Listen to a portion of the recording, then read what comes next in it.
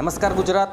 આજના મુખ્ય સમાચાર પર નજર કરીએ તો ગેસ સિલિન્ડર સંકટ વચ્ચે બે મોટા નિર્ણયો. તો ખેડૂતોને મળશે 2000 રૂપિયા. તો રેલવે વિભાગનો મોટો નિર્ણય. તો સોના ચાંદીના ભાવમાં તોતિંગ ઘટાડો. બજારમાં પહોંચી જજો. તો ખેડૂતોને નર્મદાનું પાણી નહીં મળે તો ગરમીમાં શેકાવા માટે તૈયાર રહેજો. અને મિત્રો જાણીશું આજના 15 મોટા સમાચાર. એ પહેલા ગુજરાતના જે પણ મિત્રો આપણી આ યુટ્યુબ ચેનલમાં નવા છે તેમને વિનંતી કરીશ કે આપણી આ ચેનલને સબસ્ક્રાઇબ કરી લે, જેથી કરીને મિત્રો દિવસભરના કામના અને લોક ઉપયોગી સમાચાર તમને આપણી આ ચેનલના માધ્યમથી સૌથી પહેલા મળી જાય. તો મિત્રો વાત કરીએ આજના સૌથી પહેલા સમાચારને લઈને. તો રસોઈ ગેસ સિલિન્ડરને લઈને મોટી જાહેરાત. મિત્રો દેશભરમાં એલપીજીની ખરીદીમાં ગભરાટ ફેલાયો હોવાના સંદર્ભમાં પેટ્રોલિયમ મંત્રાલયે એક મોટી જાહેરાત કરી છે. મંત્રાલયે જણાવ્યું હતું કે ઘરેલું ગેસ માટે સામાન્ય ડિલિવરી ચક્ર 2.5 દિવસ રહેશે. ઘરેલું ગેસ સિલિન્ડર બુક કરાવવા પર ડિલિવરી 2.5 દિવસમાં થઈ જશે. મિત્રો દેશમાં એલપીજી ઉત્પાદનમાં 25% વધારો કરવામાં આવ્યો છે અને તેલની આયાત એવા માર્ગો દ્વારા કરવામાં આવી રહી છે જે હોર્મુઝ સ્ટ્રેટ સાથે જોડાયેલા નથી. ત્યાર પછી મિત્રો મહત્વના સમાચાર વિશે આગળ વાત કરીએ તો યુદ્ધની અસર મોંઘી થશે દવાઓ. મિત્રો ઇઝરાયલ ઈરાન યુદ્ધને લીધે વૈશ્વિક સપ્લાય ચેન ખોરવાતા ભારતનો દવા ઉદ્યોગ મુશ્કેલીમાં મુકાયો છે. દવાના કાચા માલ એટલે કે એપીઆઈમાં ભાવમાં 5%થી 100% સુધીનો તોતિંગ વધારો થયો છે. પરિવહન ખર્ચો વધતા અને ડોલર મજબૂત થતાં આયાત મોંઘી બની છે. જો યુદ્ધ લાંબુ ચાલશે તો જીવનરક્ષક દવાઓની અછત સર્જાઈ શકે છે. ભારત તેની જરૂરિયાતનું 70% મટીરિયલ આયાત કરતું હોવાથી ચિંતા વધી ગઈ છે. ત્યાર પછી મિત્રો મહત્વના સમાચાર વિશે આગળ વાત કરીએ તો ખેડૂતોના ખાતામાં આવશે 2000 રૂપિયા. મિત્રો દેશના કરોડો ખેડૂતો માટે એક મોટા સમાચાર સામે આવી રહ્યા છે. મંગળવારે પીએમ કિસાનના 22મા હપ્તાની તારીખ જાહેર કરવામાં આવી હતી. મિત્રો વડાપ્રધાન નરેન્દ્ર મોદી 13 માર્ચે તેમની ગુવાહાટી મુલાકાત દરમિયાન પીએમ કિસાન યોજનાનો 22મો હપ્તો રજૂ કરશે. પ્રધાનમંત્રી પીએમ કિસાન યોજનાના હેઠળ દેશભરના 9.32 કરોડ ખેડૂતોને લગભગ 19,000 કરોડ રૂપિયા આપવામાં આવશે. ત્યારબાદ મિત્રો મહત્વના સમાચાર વિશે આગળ વાત કરીએ તો 2 દિવસમાં 50% હોટલો બંધ થશે. મિત્રો મિડલ ઈસ્ટમાં તણાવને કારણે ઉર્જા સંકટનો ભય વધ્યો છે. દિલ્હીના ભૂતપૂર્વ સીએમ કેજરીવાલે જણાવ્યું હતું કે આગામી 2 દિવસમાં દેશમાં 50% હોટલો બંધ થઈ જશે. લગ્નો મુલતવી રાખવામાં આવી રહ્યા છે. એલપીજીની અછતને કારણે ઘણા રાજ્યોમાં હોટલો બંધ થઈ રહી છે. મિત્રો તમને જણાવ્યું કે કેન્દ્ર સરકારે તમામ રિફાઇનરીઓને ગેસનું ઉત્પાદન વધારવાનો નિર્દેશ આપી દીધો. ત્યારબાદ મિત્રો મહત્વના સમાચાર વિશે આગળ વાત કરીએ તો ખેડૂતોને નર્મદાનું પાણી આપવાનું બંધ થશે. મિત્રો બનાસકાંઠાના પાટણ જિલ્લાના ખેડૂતો માટે નર્મદા નિગમનો મોટો નિર્ણય સામે આવ્યો છે. કેનાલની સફાઈ અને જાળવણી માટે બિનઅધિકૃત મશીનો હટાવવાની સૂચના આપવામાં આવી છે. નિયમ ભંગ કરનારા ખેડૂતોના પંપ જપ્ત કરાશે. રાધનપુર નર્મદા વિભાગે પત્ર જાહેર કર્યો છે, જેના કારણે સિંચાઈનું પાણી આવવાનું બંધ થઈ જશે. મિત્રો ખેડૂતોમાં રોષ વ્યાપી ગયો છે, કારણ કે ઉનાળુ પાકની તૈયારીઓ ચાલી રહી છે. ત્યાર પછી મિત્રો મહત્વના સમાચાર વિશે આગળ વાત કરીએ તો ઓનલાઈન ગેસ બુકિંગ બંધ. મિત્રો ગેસ અછત વચ્ચે હવે લોકોને ભારે હાલાકી ભોગવવાનો વારો આવ્યો છે. એલપીજી ગેસ બુકિંગ કરવા સુરતમાં લાંબી લાઈનો લાગી છે અને ગેસ એજન્સી પર લોકોની લાંબી કતાર જોવા મળી છે.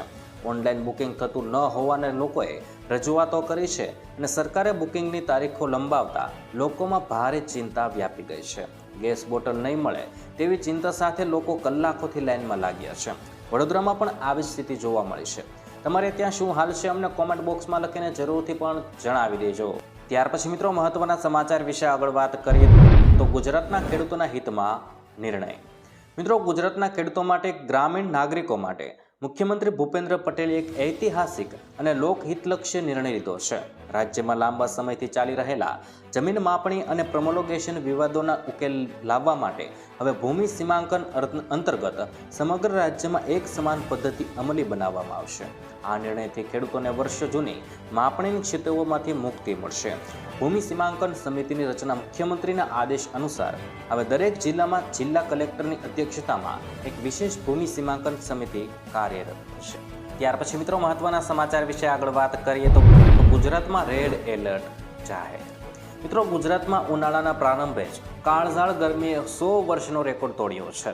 સુરેન્દ્રનગર અને રાજકોટમાં હીટવેવનું રેડ એલર્ટ, જ્યારે 10 જિલ્લામાં ઓરેન્જ એલર્ટ જાહેર કરાયું છે. અમદાવાદમાં રાત્રે પણ ગરમીથી રાહત નહીં મળે. તાપમાન 43 ડિગ્રી સુધી પહોંચવાની શક્યતા છે. મિત્રો, હીટ ડોમ ઇફેક્ટ અને ગરમ પવનોને કારણે બપોરે લૂ ફૂંકાશે. હવામાન વિભાગે આગામી 16 માર્ચ સુધી નાગરિકોને બપોરના સમયે સાવચેત રહેવા અપીલ. ત્યાર પછી મિત્રો મહત્વના સમાચાર વિશે આગળ વાત કરીએ તો સરકારનો મોટો નિર્ણય. મિત્રો, ઉર્જા સંકટને પહોંચી વળવા માટે દેશભરની રિફાઇનરીઓએ ગેસ ઉત્પાદનમાં 10% સુધીનો વધારો કર્યો છે. સરકાર યુનાઇટેડ સ્ટેટ્સ અને નોર્વે જેવા દેશોમાંથી ગેસ ખરીદવાનું વિચારી રહી છે. જોકે લાંબા અંતરને કારણે આમાં સમય લાગી શકે છે અને ખર્ચમાં વધારો પણ થઈ શકે છે. સરકારે રાહત આપવા માટે ESMA અને 25 દિવસનો બુકિંગ નિયમ પણ લાગુ કર્યો છે. એલપીજી સંકટને કારણે રેસ્ટોરન્ટમાં ભોજન પણ મોંઘું થઈ શકે છે. ત્યારબાદ મિત્રો મહત્વના સમાચાર વિશે આગળ વાત કરીએ તો ગરમી વચ્ચે માવઠાની આગાહી. મિત્રો, કાળઝાળ ગરમી વચ્ચે માવઠાની આગાહી અંબાલાલ પટેલે કરી નાખી છે. તેમના દ્વારા 18 થી 25 માર્ચ સુધી રાજ્યમાં માવઠાની સંભાવના વ્યક્ત કરાઈ છે અને ભારે પવનના કારણે આંબા પર રહેલો મોર પણ ખરી જશે. સાથે જ ભારતમાં દક્ષિણ પૂર્વના કેટલાક ભાગોમાં ચોમાસા જેવો માહોલ સર્જાશે. તો બીજી તરફ હવામાન વિભાગે રાજ્યમાં ગરમીને લઈને ઓરેન્જ એલર્ટ જાહેર કર્યું છે અને લોકોને બિનજરૂરી બહાર નીકળવાનું પણ ટાળવા કહ્યું છે. ત્યાર પછી મિત્રો મહત્વના સમાચાર વિશે આગળ વાત કરીએ તો સોના ચાંદીના ભાવમાં તોતિંગ ઘટાડો. મિત્રો, મિડલ ઇસ્ટ યુદ્ધના તણાવ વચ્ચે વાયદા બજારમાં કિંમતી ધાતુઓના ભાવ ગગડ્યા છે.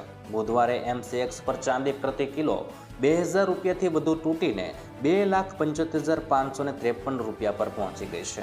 તેનો રેકોર્ડ સ્તરથી 1,44 લાખ રૂપિયા સસ્તી થઈ ગઈ છે. સોનું પણ 652 રૂપિયા ઘટીને 1,62,651 પર ટ્રેડ થઈ રહ્યું છે. જાન્યુઆરીના સર્વોચ્ચ ભાવની સરખામણીએ સોનામાં 30,445નો ઘટાડો નોંધાયો છે. વૈશ્વિક અસ્થિરતાના કારણે રોકાણકારોમાં ભારે ચિંતા જોવા મળી રહી છે. ત્યાર પછી મિત્રો મહત્વના સમાચાર વિશે આગળ વાત કરીએ તો રેલવેનો મોટો નિર્ણય. મિત્રો, એલપીજી સંકટને ધ્યાનમાં રાખીને IRCTCએ મોટો નિર્ણય લીધો છે.